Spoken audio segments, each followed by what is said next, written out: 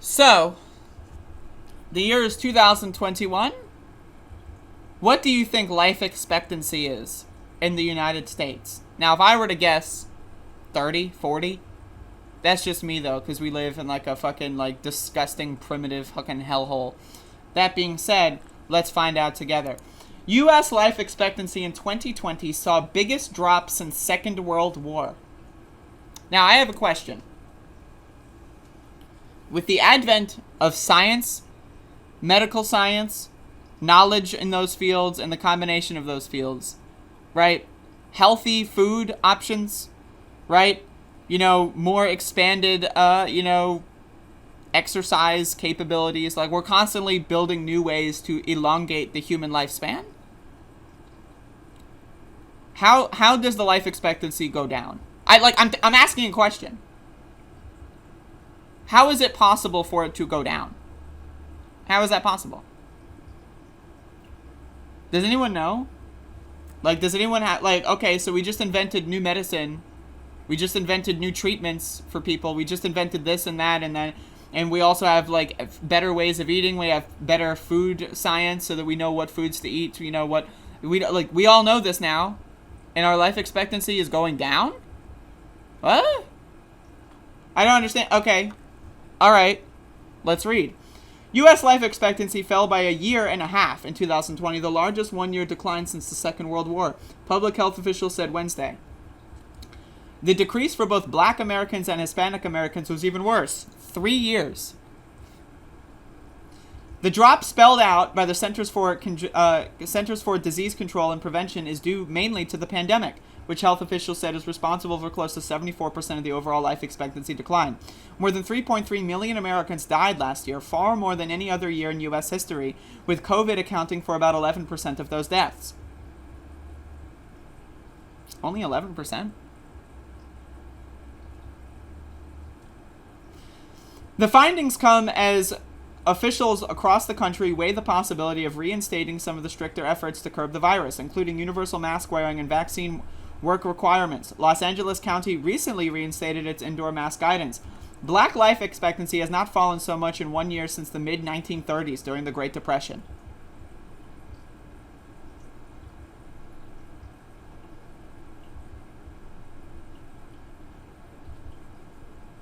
What? I don't even?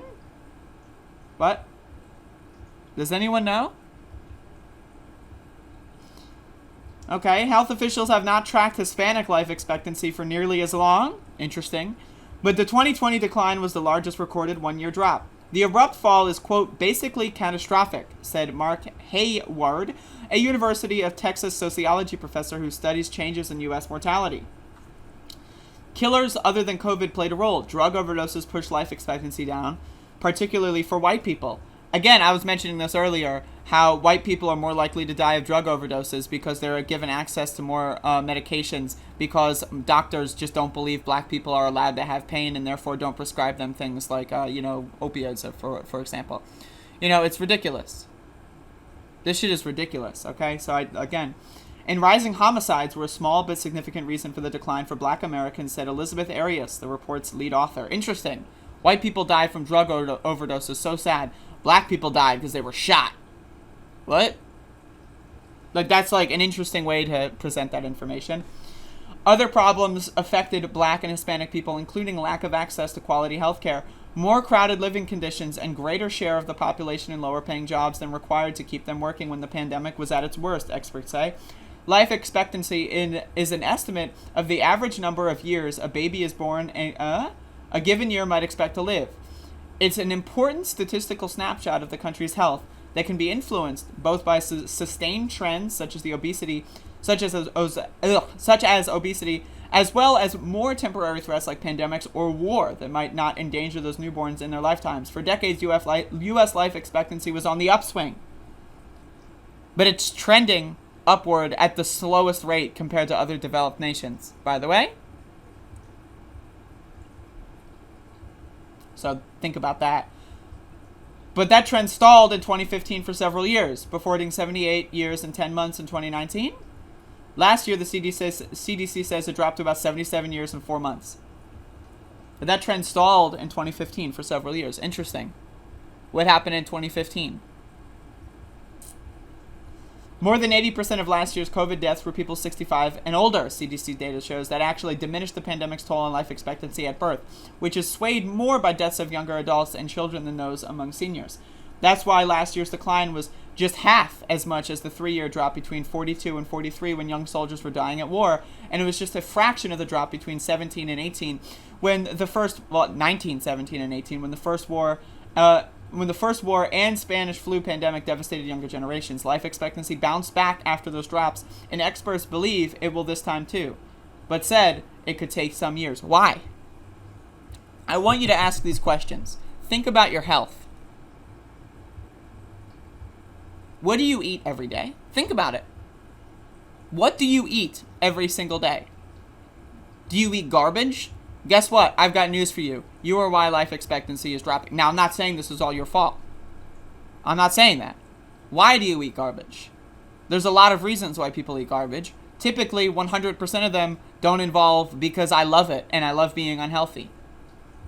Now, maybe 99%. Some people out there probably just do it because it feels good.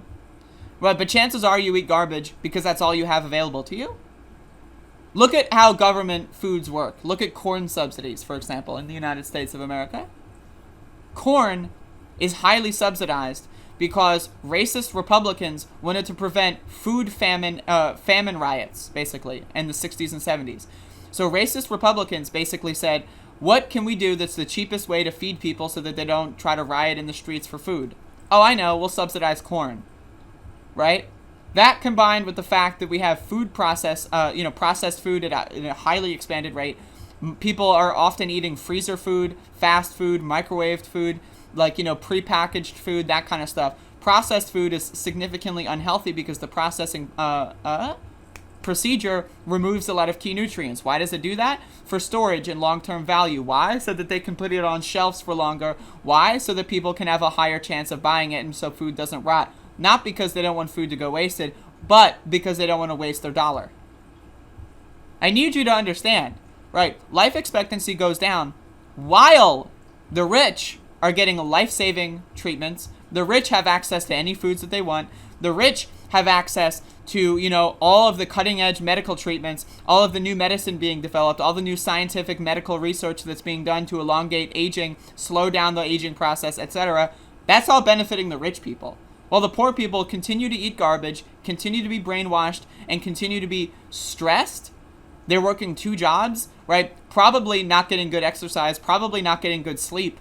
Their bodies are regulated like shit. Why? Because society is trash. Capitalism, folks. It's killing you in ways you don't even know. Most people do not think about the food they eat. Most people just wake up every day, oh, what's in the fridge? What's in the freezer? Right, they're at their work. Oh, what can I get for lunch today? McDonald's, Wendy's, whatever. They come home. Oh, what's quick and easy? That's how most people think. And they don't think about how the long-term effect of that will treat them. I need y'all to wake up on that one. Food is extremely important. Right, we need to be in peak physical condition at all times. Because the government is designed explicitly to prevent us from being that way. Why do you think corn subsidies are so high? Why do you think when you go to soup kitchens or food shelters that they give you unhealthy ingredients? Why? Because the government is trying to keep you sick and unhealthy. That's why. And I'm not trying to sound like a large conspiracy theorist here, but there's a reason why everyone in this country is unhealthy. 88% of Americans have a slow metabolism. 88%.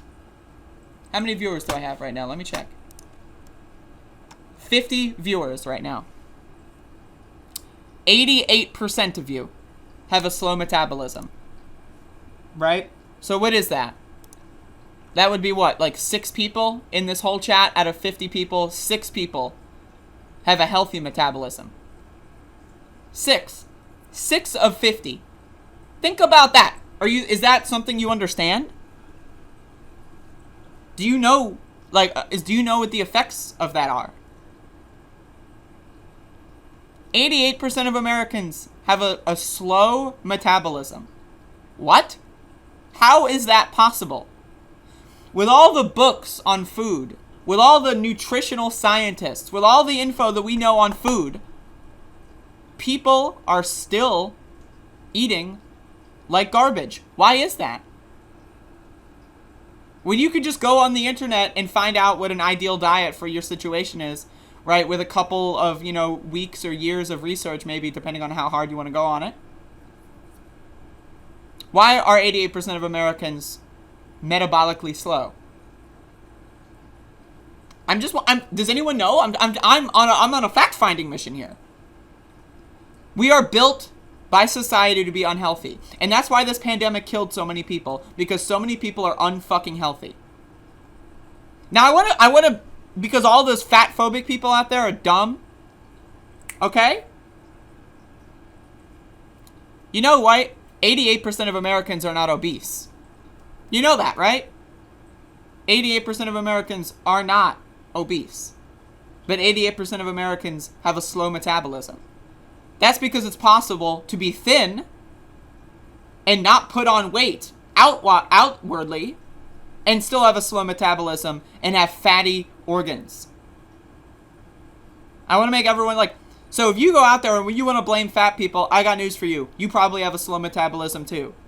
People's bodies process things differently. Some people store fat outwardly. Some people store fat around their organs. Storing fat around your organs is caused by having metabolic syndrome, right? A lot of fat people have fat around their organs too. A lot of fat people don't have fat around their organs. A lot of thin people don't have fat around their organs, and a lot of thin people do have fat around your organs. So if you want to go out there and blame fat people or obesity or whatever, you're an idiot. I'm sorry. You're dumb as hell. You've lost the plot. Because chances are you're among the 88% of Americans who are also fucking morons when it comes to eating. And I'm not saying that to say it's all your fault. But what I'm saying is that you should probably look into it a little bit. I know that everyone has their own personal circumstances, but please, for the love of God, eat healthy. I know, it sucks, blah, blah, blah. You want to eat dessert 4 times a day. I get it. You want to cope with the stressful world that we live in. But you can't change things if you're unable to do anything. You can't change things if you're part of the system and you're falling into all the systemic traps. I'm sorry, and again, I'm not perfect. We're not striving for perfection. We're striving for harm reduction. The reason so many people died throughout this pandemic chiefly is because Americans are sick, ill, and unhealthy and don't know even how to be healthy. So again, I just wanted to, I had an opening for a food rant, so I went in. I'm sorry.